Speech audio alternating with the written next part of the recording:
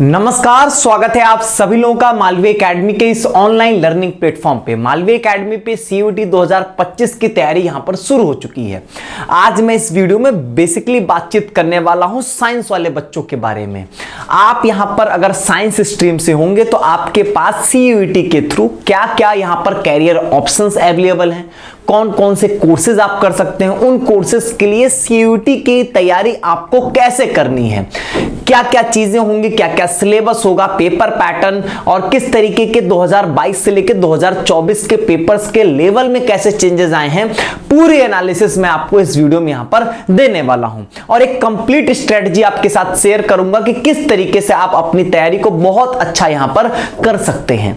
शुरुआत करूंगा मैं वीडियो की। सबसे पहले यहां पर आपको मैं ये बता दूं कि आप यहां पर सीयूटी के थ्रू कौन कौन से ऐसे कोर्सेज हैं जिनको आप यहां पे कर सकते हैं। अगर आप साइंस स्ट्रीम के होंगे, साइंस स्ट्रीम के होंगे तो आप हो सकता है मैथ्स बैकग्राउंड के हो या बायोलॉजी बैकग्राउंड के हो या एग्रीकल्चर बैकग्राउंड के होंगे, तो यहां पर आपके पास क्या क्या ऑप्शंस बन सकते हैं वो मैं आपको बताता हूं और फिर आपको पढ़ना क्या है, कैसे पढ़ना, उसकी बातचीत हम लोग यहां पर करेंगे। सबसे पहले हम देखें तो आपको बहुत बेसिक चीज बीएससी या बीएससी ऑनर्स की डिग्री तो ऑलमोस्ट हर यूनिवर्सिटी यहां पर देती है, कुछ यूनिवर्सिटीज भले ना दे, बाकी ऑलमोस्ट हर यूनिवर्सिटीज के पास बीएससी ऑनर्स के कोर्सेज यहां पर अवेलेबल होते हैं। ठीक है, अब यहां पर किस किस यूनिवर्सिटीज में आपके कोर्सेज अवेलेबल हैं, वहां पर सीयूटी के टेस्ट पेपर्स की रिक्वायरमेंट क्या है, एलिजिबिलिटी क्राइटेरिया क्या है, इसका पीडीएफ आपके ऐप मालवी एकेडमी में आप उमंग बैच के अंदर जाओगे तो वो फ्रीली जो है वो अवेलेबल है। आप साइंस वाले बैच के अंदर जाओगे तो वो पीडीएफ वहां से आपको मिलेगा, तो आप उसके थ्रू देख सकते हो। वो आप बीएससी ही नहीं, आप बीसीए, बीटेक, एग्रीकल्चर सबके लिए जो है वो यूनिवर्सिटी की लिस्ट और वो सारी चीजें आप देख लोगे। ठीक है, वो उसमें आप जो चाहो वो देखना, मैं आपको उन सब चीजों का कंक्लूजन आपको यहां पर दे दूंगा। उसी तरीके से कई ऐसी यूनिवर्सिटीज होंगी जो आपको बीएससी एमएससी इंटीग्रेटेड कोर्स यहां पर ऑफर करेंगे, मतलब बीएससी एमएससी एक साथ, जिसमें आपका यूनिवर्सिटी ऑफ हैदराबाद सबसे मोस्ट इंपॉर्टेंट यहां पर है। इसके बाद अगर हम लोग यहां पर बातचीत करें बीएससी एग्रीकल्चर की, तो बीएससी एग्रीकल्चर अगर आप करना चाहते हो तो सबसे बड़ी अपॉर्चुनिटी मिलती है हमको आईसीएआर के थ्रू, और आईसीएआर भी सीयूटी के थ्रू ही यहां पर जो है सीयूटी के स्कोर कार्ड के थ्रू ही एडमिशन लेता है। आप अगर मैथ्स बैकग्राउंड के हो, बायोलॉजी बैकग्राउंड के हो या यहां पर आप जो है वो एग्रीकल्चर बैकग्राउंड के हैं, तीनों बच्चे यहां पर बीएससी एग्रीकल्चर के लिए ऑप्ट कर सकते हैं। ठीक है, बीटेक नो डाउट इसके लिए सबसे ज्यादा डिमांड यहां पर हो रही होती है, तो बीटेक के कोर्सेज भी आपके सीयूटी के थ्रू मिलेंगे, बीसीए के कोर्सेज मिलेंगे, बी फार्मा, बीएससी, बीएड। लेकिन इसके लिए एक बात का याद रखिएगा, टीचिंग एप्टीट्यूड आपको डोमेन में यहां पे पढ़ना पड़ेगा। इसका बायोटेक्नोलॉजी जो कि मैथ्स और बायो दोनों के लिए होता है, बेसिकली मैथ्स के लिए लिमिटेड ऑप्शंस है, बायो के लिए तो ऑप्शन ही ऑप्शन है। बीएससी नर्सिंग, बीओटी, बीपीटी और बीएमएलटी ये सब आपके पैरामेडिकल कोर्सेज हैं, तो ये आपके इन सब के लिए भी यहां पे ऑप्शंस बन रहे होते हैं। हां, बशर्ते ऑप्शंस कम होंगे, लिमिटेड यूनिवर्सिटीज होंगी, लेकिन यहां पर ऑप्शंस जरूर मिल रहे होते हैं। ठीक है, तो ये सारे यूनिवर्सिटीज की लिस्ट आप ऐप के थ्रू यहां पर पा जाओगे, लेकिन आपके पास क्या कैरियर ऑप्शंस हैं वो मैंने यहां पर आपको बताया। ठीक है, अब अभी क्या होगा कि अभी एक बात समझो, अभी हम ये नहीं डिसाइड करेंगे हमको बीसीए करना है कि हमको यहां पर बीएससी करना है। अभी हमको ये डिसाइड कर लेना है कि हम यहां पर साइंस स्ट्रीम से पढ़ने वाले हैं। आपका 12th में पीसीएम, पीसीबी या हो सकता है आप एग्रीकल्चर बैकग्राउंड से होगे, उस अकॉर्डिंग यहां पर आप अपनी जो है वो तैयारी शुरू करेंगे। बस इतना जानते रहो आप। बाकी हम ये डिसीजन जब काउंसलिंग के टाइम पे आएंगे तब हम ये डिसीजन ले लेंगे कि हमको आखिर करना क्या है यहां पे। ठीक है, अभी आपको इन सभी कोर्सेज के लिए आपको जो एक कॉमन सब्जेक्ट सिलेक्शन करना है जिससे आप हर एक कोर्स को टारगेट कर सको, उसके बारे में अभी मैं आपसे यहां पे बातचीत कर लूंगा, वो आपके लिए यहां पर इंपॉर्टेंट होगा। ठीक है, अभी इसमें मत चले जाओ कि अभी ये चूज करने लोगे हमको बीटेक करना है कि बीसीए करना है, वो हम डिसीजन बाद में ले लेंगे। ठीक है, पेपर पैटर्न हमारे लिए कॉमन पेपर पैटर्न ही होगा जो कि हमको यहां पर तैयारी करनी है। अगली यहां पर आती है सीयूटी के कुछ बेसिक पॉइंट। सबसे पहले यहां पर कि आपको एनटीए 6 पेपर सेलेक्ट करने का ऑप्शन देगा, 6 पेपर से अधिक आप यहां पे चूज नहीं कर सकते, जरूरत भी नहीं पड़ेगी हमको। अगर हम पेपर की मोड की बात करें तो OMR और CBT दोनों होता है, लेकिन चूंकि हम लोग यहाँ पे साइंस की बातचीत कर रहे हैं तो आप ये जानते रहो कि आपके physics, chemistry, maths, biology, Hindi, English, GT सभी का पेपर 2024 में आपका OMR मोड में हुआ है। सिर्फ एग्रीकल्चर का पेपर जो CBT मोड में हुआ है। ठीक है, तो ऑलमोस्ट अगर CBT और OMR दोनों इस साल भी रहा 2025 के लिए भी, तो आप ये मान के चल लो कि यहां पर यही पैटर्न रहने वाला है, क्योंकि ये नंबर ऑफ रजिस्टर्ड कैंडिडेट के हिसाब से डिसाइड करते हैं। और एग्रीकल्चर ही एक ऐसा सब्जेक्ट है जहां पर रजिस्टर्ड कैंडिडेट्स की संख्याएं जो होंगी वो कम रहने वाली, बाकी सब में तो ज्यादा ही रहती है, तो नो डाउट उसमें तो OMR ही कराएंगे। यहाँ पे पेपर मीडियम डिपेंड करता है आप चूज क्या करते हो। अगर आप इंग्लिश चूज करोगे तो इंग्लिश में पेपर मिलता है, हिंदी चूज करते हो तो हिंदी इंग्लिश दोनों मिलता है। मार्किंग स्कीम अगर एक सही करोगे +5, गलत करोगे तो -1। नंबर ऑफ क्वेश्चंस 50 आते हैं सब में, सिवाय GT में 60 क्वेश्चंस होते हैं। करना कितना है, 50 अगर आएगा तो 40 है, GT के 60 के लिए यहां पर आपको 50 क्वेश्चंस करने होंगे। मतलब आपके जितने भी डोमेन और लैंग्वेज वो 200 नंबर का रहेगा, और GT जो होगा वो यहां पर आपका 250 नंबर का पेपर रहेगा। टाइम ड्यूरेशन की बात करें तो PCM के लिए आपको यहां पर 1 घंटे का समय मिलता है, और यहां पर बायोलॉजी, एग्रीकल्चर, लैंग्वेज इन सब के लिए यहां पर जो है आपको 45 मिनट मिलेगा। GT के लिए भी यहां पर आपको 1 घंटे का समय मिलेगा। एग्जाम आप ये मान के चल लो कि आपका 15 मई 2025 से यहां पर होगा, आप यही एक्सपेक्टेड मान के चलो। आप अपने आप को तैयार जो है वो पूरी तरीके से, कुछ भी हो जाए फरवरी तक हम लोग यहां पर अपने सिलेबस को यहां पर खत्म कर लेंगे, इससे ऊपर नहीं जा सकते हैं, ताकि मार्च और अप्रैल महीने में हम अच्छे से रिवीजन और प्रैक्टिस कर सकें, और मई महीने में अपना जो है वो हम पेपर दे सकें। यही आपकी ओवरऑल यहां पर एक बेसिक स्ट्रेटजी होने वाली है। अब सबसे मोस्ट इंपॉर्टेंट बात आती है सब्जेक्ट सिलेक्शन। हम यहां पर अपने सब्जेक्ट का चुनाव कैसे करें कि हमको क्या क्या पढ़ना है। यहां पे ध्यान से सुनिएगा, यहां पे बहुत क्लियर एंड कट बोलूंगा, फालतू कोई लाग लपेट नहीं। आपको यहां पर आप या तो PCM से होंगे या तो PCB से होंगे, या तो हो सकता है आप यहां पे एग्रीकल्चर बैकग्राउंड से होंगे, तो यहां पर हो सकता है कि आपका ABC हो, या कई लोगों का यहां पर PCA भी होता है। जैसे भी आपका जो भी कॉम्बिनेशन हो क्लास 12th में, जो आपका क्लास 12th का कॉम्बिनेशन है, सबसे फोकस्ड तैयारी आपकी इसी पर होगी। यहां पे जिसको हम कहते हैं फोकस्ड तैयारी, अपना जो तैयारी का मेजर टाइम होगा वो आप इन्हीं सब्जेक्ट पे इन्वेस्ट करोगे जो आपके डोमेन्स के सब्जेक्ट हैं। इसके अलावा आपके फॉर्म में 2 सब्जेक्ट और भरा जाएगा, वो एक है लैंग्वेज और यहां पर एक GT। मतलब ये भी आप यहां पर जरूर फिल कर रहे होंगे अपने CUET के एप्लीकेशन फॉर्म में, और जिसमें आप खासकर लैंग्वेज की तैयारी थोड़ी बहुत करेंगे। मतलब अपना माइनर एक फोकस जो है वो लैंग्वेज पे आप देंगे, और माइनर फोकस में ही आप मैक्सिमम मार्क्स यहां पे पा जाओगे, इस बात का विश्वास रखो। आप यहां पे कोई बहुत बड़ी, जिस भी लैंग्वेज में आप कंफर्टेबल होगे, जो आपके क्लास 12th में रही होगी, नहीं रही होगी तो जो जिसमें भी आप कंफर्टेबल हो, तो जो लैंग्वेज में आप कंफर्टेबल हो और जो आपके क्लास 12th में है, वही यहां पर आप CUET के लिए ऑप्ट कर लेना। आप मैक्सिमम 20 दिन भी अगर आपने यहां पे पढ़ दिया, 20 दिन, तो 20 दिन आपके लिए मोर देन सफिशिएंट होगा लैंग्वेज सब्जेक्ट में। मैं क्यों इतना फोकस कर रहा हूं, क्योंकि पहली बात तो बहुत जगहों पे लैंग्वेज के मार्क्स जोड़े जाएंगे। DU में लैंग्वेज में 200 में 60 नंबर पाना होता है एलिजिबिलिटी को क्रॉस करने के लिए, लेकिन DU के BSc honours mathematics, BSc honours statistics और BSc ऑनर्स कंप्यूटर साइंस में लैंग्वेज के मार्क्स जुड़ भी रहे होते हैं। इसीलिए लैंग्वेज में एक अच्छा डिसेंट स्कोर करना जरूरी है। ठीक है, GT आपको कभी नहीं पढ़ना है। अगर आप कोई स्पेसिफिक ऐसा कोर्स, ऐसी यूनिवर्सिटी, ऐसा कोई इंस्टीट्यूट चूज करते हैं जहां पर GT पूछा ही जाएगा, और आपके लिए ऐसा है कि मुझे वही ही जाना है, वही ही करना है, तब आप वहां पर GT चूज करके तैयारी करो, मैं आपको रोकता नहीं हूं।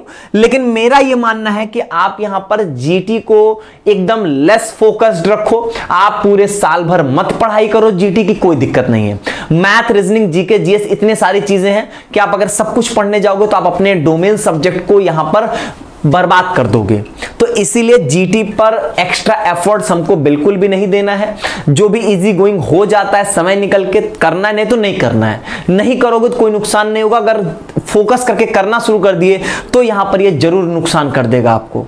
जीटी के लिए मैंने आपको एक ही बात बोल दिया, अगर आपने कुछ ऐसा सेलेक्ट कर लिया है, ऐसा कोई कोर्स, ऐसा कोई यूनिवर्सिटी जहां पे जीटी रहेगा, वो जीटी पूछेगा ही, तब तो आपको यहां पर जीटी चूज करना है, नो डाउट। तब तो जीटी का आप तैयारी भी करो, लेकिन वहां पर नोटिस कर लेना फिर आपका डोमेन का वेटेज कम हो रहा होगा। जैसे डीयू में बीटेक की बात करें तो वहां पर आपका एक लैंग्वेज मैथमेटिक्स डोमेन और जीटी से मेरिट बनती है, तो यहां पर भले जीटी आया तो यह भी तो ध्यान दो कि मैथमेटिक्स ही डोमेन है, सिर्फ फिजिक्स केमिस्ट्री तो कट गया, तो डोमेन का वेटेज कहीं ना कहीं कम हो रहा होगा। तीनों डोमेन के साथ जीटी तैयार नहीं करना होता है, ऐसा करने जाओगे तो फंस जाओगे, और ऐसा कहीं का भी पेपर पैटर्न जो है वो यूजुअली नहीं बन रहा होता है। ठीक है, समझ गए इस बात को यहां पे? तो यही सब्जेक्ट सिलेक्शन यहां पर होगा। आप अपने फॉर्म में 3 डोमेन, एक लैंग्वेज, एक जीटी भरेंगे, अपने डोमेन पे अपना 95% न्यौछावर कर देंगे पूरा समय। यहां पे आप यहां पे 4.5% अपने लैंग्वेज पे दे देंगे, आधा % आपको देना हो तो जीटी दीजिएगा, नहीं तो वो भी मत दीजिएगा।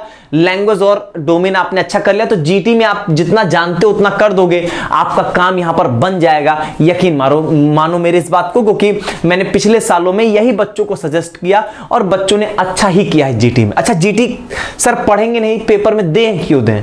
क्योंकि ऐसा होगा कई जगहों पे आपकी एलिजिबिलिटी जो होगी ना, वो पेपर देने मात्र से चीजें जो होंगी आपकी वो क्लियर हो जाएंगी। तो इसलिए यहां पर हमको पेपर में अटेम्प्ट करना जो है वो जरूरी है। तो सब्जेक्ट सिलेक्शन की बातचीत ही हो गई। अब यहां पर आ जाता है, ठीक है सर, पढ़ना हमको जो है वो बेसिकली अपने डोमेन्स पे फोकस करना है, तो सर ये सिलेबस इनका क्या होना चाहिए, क्या सिलेबस रहेगा? कहा जाता है जो एनसीईआरटी वही रहेगी यहां पे।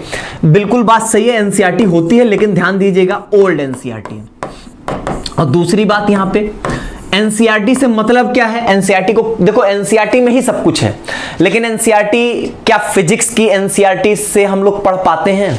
क्या फिजिक्स से एनसीईआरटी से हम लोग चीजों को समझ के क्वेश्चंस को सॉल्व कर पाएंगे? दूसरी चीज, क्या मैथमेटिक्स में एनसीईआरटी की प्रॉब्लम सॉल्व करना is more than enough for the CUET? क्या उतना हम कर लेंगे तो चीजें हमारी क्लियर हो जाएंगी? केमिस्ट्री में क्या हम एनसीईआरटी पढ़ लेंगे तो हमारे कॉन्सेप्ट्स एकदम क्लियर हो जाएंगे, क्वेश्चन चाहे जैसे पूछे हमको कोई दिक्कत नहीं होगी? ऐसा बिल्कुल भी नहीं है। सेम आपके बायोलॉजी में एनसीईआरटी का रोल बहुत बड़ा होता है। आप जो है वो बायोलॉजी एनसीईआरटी के थ्रू आप करते हो तो चीजें आपकी एकदम क्लियर हो जाएंगी, और वहां से जो है वो आप समझ लो कि वहां से बाहर कुछ नहीं पूछेगा। ठीक है, लेकिन फिजिक्स, केमिस्ट्री, मैथ्स में जहां पे एप्लीकेशंस आते हैं, कॉन्सेप्ट्स के एप्लीकेशन से क्वेश्चंस बनते हैं, वहां पर सिर्फ एनसीईआरटी पढ़ने से काम नहीं चलता है और आप चीजों को नहीं समझ पाते हैं। ठीक है, इसके लिए आपको यहां पर अदर बुक्स की हेल्प लेनी होगी या तो टीचर्स की हेल्प लेनी होगी। बहुत क्लियर बात है यहां पे। अगर हम एग्रीकल्चर की यहां पर बातचीत करेंगे तो एग्रीकल्चर के लिए कोई ऐसी स्पेसिफिक बुक नहीं है कि यही पढ़ लो आपका काम हो जाएगा। सिलेबस जरूर डिफाइंड है इनका, ठीक है, इन्होंने एक डिफाइंड सिलेबस दिया, लेकिन उसको पढ़ने का तरीका अगर हम कह देंगे कि इस बुक से पढ़ लो, ऐसा बिल्कुल भी नहीं है।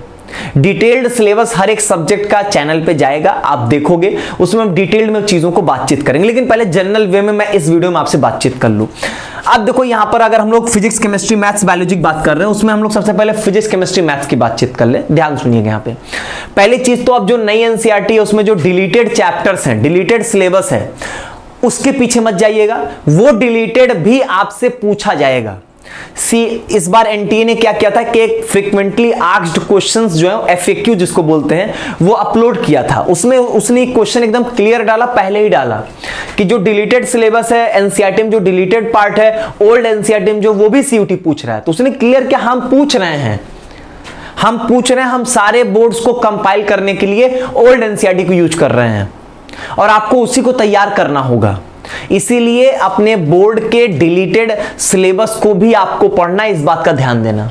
बोर्ड के लिए नहीं पढ़ना वो ठीक बात है, लेकिन सीयूटी के लिए पढ़ना होगा। यहां पे कुछ डिलीटेड नहीं है, सब कुछ पढ़ के जाना है हमको। आता हमारे सिर्फ क्लास 12th का ही पार्ट है, ये तो आपको यहां पर बहुत अच्छे से क्लियर होगा। लेकिन इसी में एक बहुत बड़ी बात छिपी होती है कि कहा जाता है कि सिर्फ क्लास 12th का आएगा, लेकिन क्या यह संभव है कि अगर मैं केमिस्ट्री की बातचीत करूं, हमारा केमिस्ट्री का पूरा बेसिक, चाहे वो मैं बात करूं पीरियोडिक टेबल की, चाहे मैं केमिकल बॉन्डिंग की बातचीत कर लूं, एटॉमिक स्ट्रक्चर की बातचीत कर लूं, मोल कॉन्सेप्ट की बात करूं, ऑर्गेनिक केमिस्ट्री के बेसिक्स IUPAC नेमिंग हो गई, या चाहे वो हमारा यहां पर जो है वो GOC हो गया, सब कुछ क्लास 11th में है।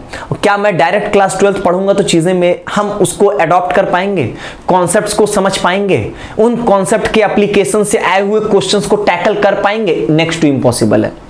सेम आपके मैथ्स में भी जाता है, फिजिक्स में थोड़ा सा ये जो चीजें हैं ये थोड़ी सी कम हो जाती हैं, केमिस्ट्री में सबसे ज्यादा, देन यहां पर आपके जो है वो मैथ्स में, देन यहां पर चीजें आती हैं आपके फिजिक्स में, 11th में ज्यादा कुछ बायोलॉजी में ऐसा कुछ ज्यादा आपके लिए जो है वो प्रॉब्लमैटिक चीजें जो है वो नहीं है यहां पे।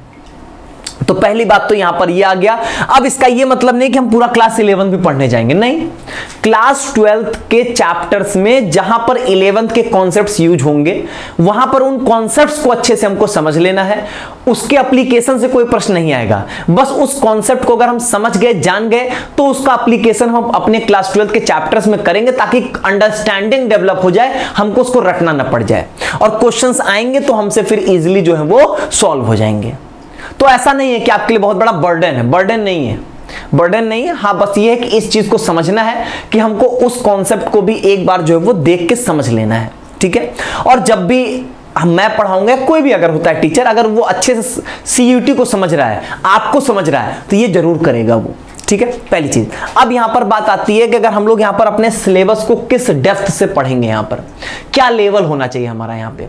तो देखो एक बात समझ लो यहां पर कि जितने भी कॉन्सेप्ट्स हैं NCERT में, उससे बाहर एक नया कॉन्सेप्ट नहीं पूछेगा, ये बात 110% श्योर है। नया कॉन्सेप्ट नहीं पूछता है, लेकिन क्वेश्चन पूछने का तरीका उसका जरूर नया होता है। क्वेश्चंस को वो ऐसा हो सकता है कि जिन चीजों को आप फोकस नहीं करोगे वो क्वेश्चंस में फोकस कर देगा। हो सकता है कि आप जो है वो कोई कॉन्सेप्ट तो पढ़ लिए, लेकिन उस कॉन्सेप्ट के एप्लीकेशंस को नहीं ध्यान दिया आप यहाँ पे। जैसे ऑस्मोटिक प्रेशर सब कोई पढ़ेंगे जब भी सॉल्यूशन चैप्टर पढ़ेंगे, लेकिन ऑस्मोटिक प्रेशर से रिलेटेड स्टेटमेंट्स, उनके एप्लीकेशंस आप नहीं पढ़ रहे होते हो। और प्रॉब्लम यही हो जाती है कि जहां पर हम लोग जो है वो छोटी चीजों को यहां पर जो है वो फोकस नहीं कर पाते हैं, और जो हमारे मेजर टॉपिक्स होते हैं उन पर बहुत फोकस कर लेते हैं। इसका नुकसान हो जाता है, कभी कभी माइनर टॉपिक से क्वेश्चंस बन जाते हैं तो परेशान कर देता है। और ये चीज CUT 2024 में भी हुआ है, पहले भी यहां पर ये होता आया है, ठीक है। चलिए, तो एक तो यहां पर ये बात हो गई। अब यहां पर देखिए मैं आपको एक चीज समझाऊंगा सिलेबस से रिलेटेड, कि आपके जितने भी चैप्टर्स हैं, हर एक चैप्टर को आप यहां पर इक्वल वेटेज के हिसाब से लेकर पढ़ोगे।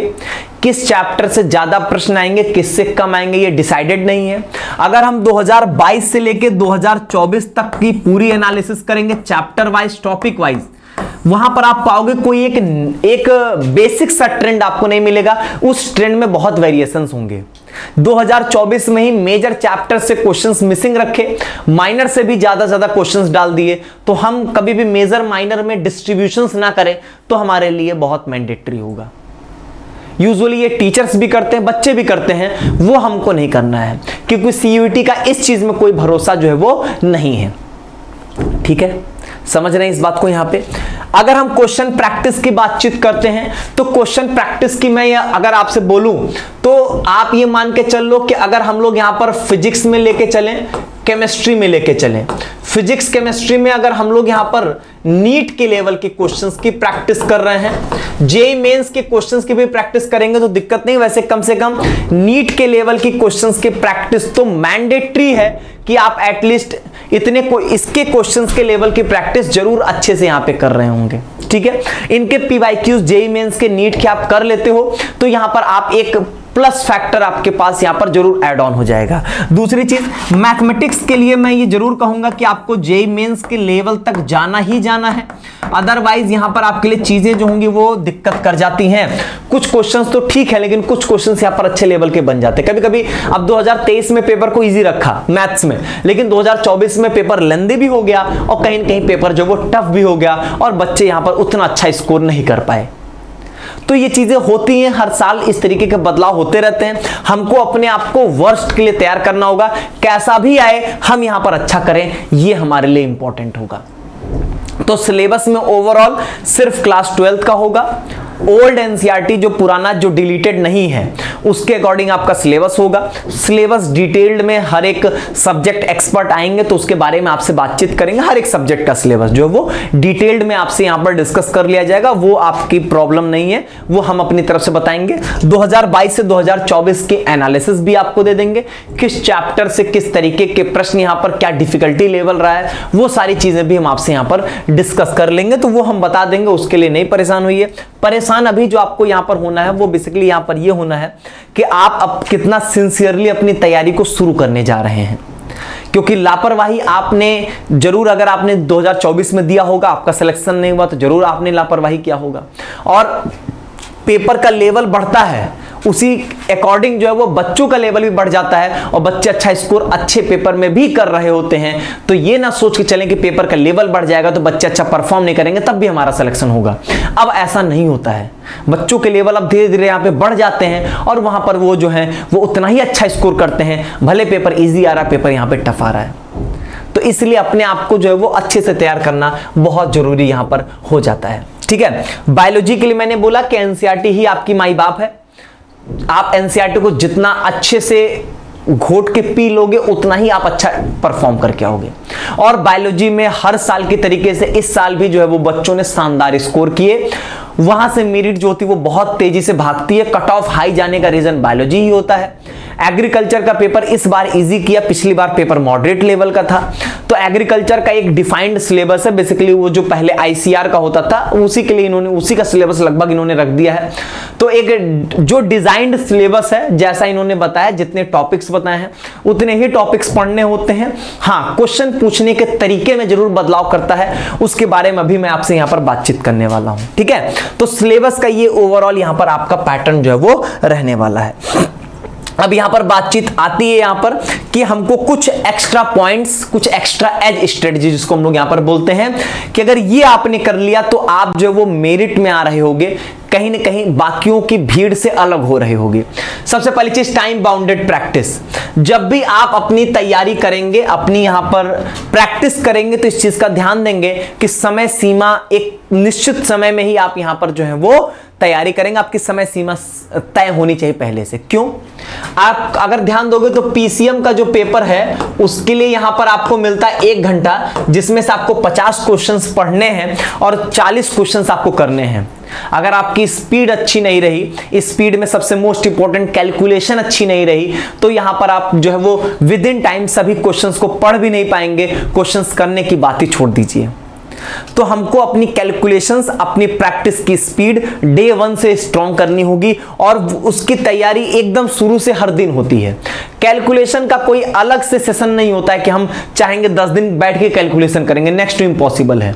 इसका सबसे बेस्ट तरीका होता है कि जब भी आप किसी क्वेश्चन को सॉल्व करें तो उसको एंड तक सॉल्व करें। ये नहीं कि आधा किए अब आगे ऐसे ऐसे कर देंगे तो ऐसे ऐसे हो जाएगा, ऐसे ऐसे हो नहीं जाता है। एग्जाम में आपको लास्ट आंसर निकाल के टिक करना होता है। तो आप हमेशा लास्ट आंसर तक अगर जाओगे तो आपकी प्रैक्टिस, आपका कैलकुलेशन ऑटोमेटिकली स्ट्रांग हो जाएगा और आपकी यहां पर टाइमिंग जो होगी वो धीरे धीरे बढ़ जाएगी। पहले दिन पे आपकी टाइमिंग नहीं बढ़ जाएगी। पहले दिन अगर मैं आपको दे दूंगा तो आप 50 इजी क्वेश्चन भी दे दूंगा, तब भी आप सारे क्वेश्चन 1 घंटे में पढ़ भी नहीं पाओगे। लेकिन वही चीज अगर धीरे धीरे हम प्रैक्टिस में बढ़ाएंगे तो लास्ट तक उन सब चीजों को हम यहां पे आसानी से टैकल कर रहे होंगे। टाइप ऑफ क्वेश्चन जिसकी मैं बातचीत कर रहा था। अब सबसे बड़ी प्रॉब्लम जानते हैं क्या होती है? जैसे सबसे बड़ी जो प्रॉब्लम, सबसे ज्यादा बच्चों को जो परेशान करता है वो क्या है जानते हैं? क्वेश्चन पूछने का तरीका। कॉन्सेप्ट बिल्कुल नए नहीं आते हैं, वही पुराने कॉन्सेप्ट्स आते हैं। क्वेश्चन पूछने का तरीका जरूर नया होता है। यहाँ पे किस तरीके से? जैसे दे देगा कि एक कोई बता दिया, जैसे मान लीजिए दे दिया कोलिगेटिव प्रॉपर्टी, अब उसके बारे में 4-5 स्टेटमेंट लिख देगा, पूछेगा बताओ कौन कौन से स्टेटमेंट यहां पर सही है, इसके संबंध में ये स्टेटमेंट दी गए, बताओ कौन कौन से सही है। वो 4 स्टेटमेंट, 5 स्टेटमेंट, 6 स्टेटमेंट भी दे सकता है। मैचिंग के क्वेश्चंस आते हैं वो तो इजी होते हैं। 2 पैराग्राफ आता है आपका, वो भी ऑलमोस्ट आपका इजी ही होता है। यहाँ पे पैराग्राफ भी यहाँ पर जो आपके लिए टैकल, मतलब कोई बहुत बड़ी प्रॉब्लम यहाँ पर नहीं है। असर्शन रीजन के क्वेश्चंस आते हैं, वो भी कोई बहुत बड़ा ऐसा नहीं कि बहुत बड़ी प्रॉब्लम है। सबसे बड़ी प्रॉब्लम जो क्रिएट करता है वो यहाँ पर स्टेटमेंट्स वाले क्वेश्चंस कर रहे होते हैं। अगर हम डे 1 से इन टाइप के क्वेश्चंस की प्रैक्टिस करेंगे तो क्या कोई इसमें प्रॉब्लम आएगी? नहीं आएगी। इसके लिए सबसे इंपॉर्टेंट चीज होती है कॉन्सेप्ट की क्लैरिटी। अगर आपके कॉन्सेप्ट्स क्लियर हैं, आप चीजों को बहुत ही अच्छे से समझे हैं, तो ऐसे क्वेश्चंस में दिक्कत नहीं आएगी। नहीं तो ऐसे क्वेश्चंस आपको फंसा देते हैं और आप गलत ही करते हो यहां पे। तो ये हमारे लिए एक एक्स्ट्रा एज है कि इस पे हमको फोकस करना है। दूसरी चीज, मेजर माइनर तो क्लासिफाई करना एकदम बंद कर देना। मैं भी करता था पिछले साल तक, लेकिन अब मैं एकदम बंद करने वाला हूं ये। और ये स्ट्रिक्टली मालवी एकेडमी पूरी तरीके से बंद करने वाली है कि ये मेजर माइनर, कि ये माइनर चैप्टर्स हैं। ये ऐसा होता है जैसे अब जो चैप्टर्स आपके बड़े हैं वहां पे मेजर कॉन्सेप्ट्स हैं, वहां पे ज्यादा समय लगता है। अब अगर मैं केमिस्ट्री में बातचीत करूं तो ऐसा तो नहीं हो सकता कि जितना समय सोल्यूशन को मिलेगा या ऑर्गेनिक केमिस्ट्री के किसी चैप्टर को मिलेगा उतना समय मैं पॉलीमर को दे दूंगा या केमिस्ट्री इन एवरीडे लाइफ को दूंगा या मैं डीएफ ब्लॉक को दूंगा। नेक्स्ट टू इम्पॉसिबल है ना। क्यों दूंगा भाई? नीड ही नहीं उन चैप्टर्स में इतने ज्यादा डीपली घुसने की। लेकिन हम क्या होता है कि जैसे कि हमने बोल दिया ये तो माइनर चैप्टर है, तो आप उसको छोड़ देते हो, और छोड़ ऐसा देते हो कि आप एकदम लास्ट तक उसको पढ़ोगे ही नहीं। अब पता चला उसी से 5 क्वेश्चन का पैराग्राफ आ गया और आप जैसे ही वो पैराग्राफ देखोगे मेंटली डिस्टर्ब हो जाओगे कि मैंने यही चैप्टर छोड़ा था, इसी से 5 क्वेश्चन आ गया और आपका दिमाग खराब। इसी तरीके से यहां पर किसी भी सब्जेक्ट में अगर मैं बातचीत करूं कि हम जहां पर सोचते हैं कि यार इसके एप्लीकेशन से क्वेश्चन थोड़ा ना आएगा, वो पूछ लेता है थ्योरेटिकल फॉर्म में, तो कहीं पर भी ये नहीं सोचना इससे सिर्फ न्यूमेरिकल आएगा, उससे हो सकता है थ्योरेटिकल क्वेश्चन बना दे। सेम फिजिक्स में प्रॉब्लम होती है। हम सोचते नहीं तो न्यूमेरिकल बनेगा, न्यूमेरिकल के प्रैक्टिस किए हुए फॉर्मूला याद है, वो वहां से थ्योरेटिकल क्वेश्चंस बना देगा, और जैसे थ्योरेटिकल क्वेश्चंस बनाएगा वो हमारे लिए बहुत टफ हो जाता है, जबकि क्वेश्चन वो ज्यादा इजी था न्यूमेरिकल के कंपैरिजन में। लेकिन हम अपनी टेंडेंसी डेवलप कर लिए थे। तो पहले से कुछ भी प्री जो डिसीजन होता है वो मत लेकर मत रखिएगा। सब कुछ मेजर है, सब पे हम बराबर फोकस करेंगे यहां पे, ठीक है। Prepare for the worst. Paper का डिफिकल्टी लेवल यहां पर बढ़ सकता है। 22 से 23 से 24 से पेपर का लेवल बढ़ा ही है, आगे भी पेपर का लेवल बढ़ेगा ही। किसी भी पेपर को ये नहीं मान के चलना ये वाला इजी आ जाएगा, वाला टफ आ जाएगा। ऐसा हुआ, सब लोग मान के चलते हैं केमिस्ट्री इजी आएगा, केमिस्ट्री टफ आ गया, फिजिक्स मानते हैं टफ आएगा, फिजिक्स इजी आ गया। तो पैटर्न ऐसा बदल जाता है, आप कुछ कर नहीं सकते इसमें। अपने आप को बराबरी, एक तरीके से बराबर की तरीके से अपने आप को जो है वो ट्रीट करिए और अपनी तैयारी उसी तरीके की रखिए। ये मत कर दीजिए ना कि इसको हम बहुत ज्यादा कर देंगे क्योंकि इजी आता है, इसको खूब अच्छा स्कोर करेंगे, इसको कम करते हैं क्योंकि वैसे भी टफ आएगा, इसमें अच्छा स्कोर नहीं कर पाएंगे। ऐसा बिल्कुल मत सोचिएगा, ऐसा बिल्कुल भी नहीं होता है। अब वास्तव में ये पेपर पैटर्न बदल चुका है। वो पता चला आपने केमिस्ट्री पे बहुत फोकस किया, उसको टफ कर देंगे, इजी कर देंगे फिजिक्स जिस पे आपने फोकस ही नहीं किया था। तो ये नहीं करना है हमको, समझ गए इस बात को यहां पे। इसके बाद यहां पर है revision and short notes.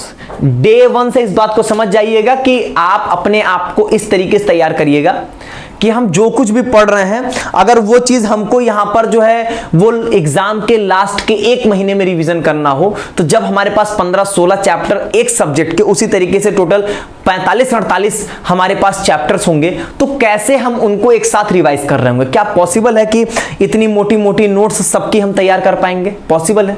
Revise कर पाएंगे? हमारे पास इसके लिए बिल्कुल भी समय नहीं होगा। हमारे पास हर एक चैप्टर का 1-2 पेज का नोट्स होना चाहिए, जिसको हम कहते हैं शॉर्ट नोट्स। और आप ये भी नोटिस कर लेना कि आप सितंबर की पढ़ी हुई चीज अगर आप सोचोगे कि मई तक आपको एकदम फ्रेश याद है, नेक्स्ट टू इम्पॉसिबल है। उस सितंबर वाली चीज को अक्टूबर, नवंबर, दिसंबर, हर महीने एटलीस्ट एक बार अपने नजरों के सामने से गुजारना पड़ेगा। नहीं तो सितंबर में पढ़ी हुई चीज जब आप अप्रैल महीने में आओगे, वही स्थिति होगी जो आप सितंबर में आप पढ़ रहे थे, सेम उसी कंडीशन में आओगे, आपको कुछ नहीं याद होगा। तो इस बात का बहुत विशेष ध्यान दीजिएगा कि हम डे 1 से जो चीजों को पढ़ेंगे, हमारे चैप्टर वाइज शॉर्ट नोट्स यहां पे बनने चाहिए। वो आपकी अपनी होगी। कोचिंग इंस्टीट्यूट आपको कुछ प्रोवाइड कर दे मटेरियल शॉर्ट नोट्स के फॉर्म में, वो अलग चीज है। आपके अपने हाथ का जो होगा वो सबसे बेस्ट होता है। सबसे बड़ी प्रॉब्लम क्या होती है? हम नोट्स नहीं बनाते हैं। हमको मटेरियल मिल जाता है, बुकलेट मिल गई, मॉड्यूल मिल गया, हम नोट्स ही नहीं बना रहे होते हैं। साइंस में ये सब नहीं है। आप नोट्स नहीं बनाए, अपने हाथों से आपने इक्वेशंस नहीं लिखा, डेरिवेशंस नहीं किए, क्वेश्चंस को सॉल्व नहीं किया, आप ये सोचोगे कॉन्सेप्ट्स को आप बिना लिखे समझ जाओगे और वो चीजें आपसे हो जाएंगी, नेक्स्ट टू इम्पॉसिबल है।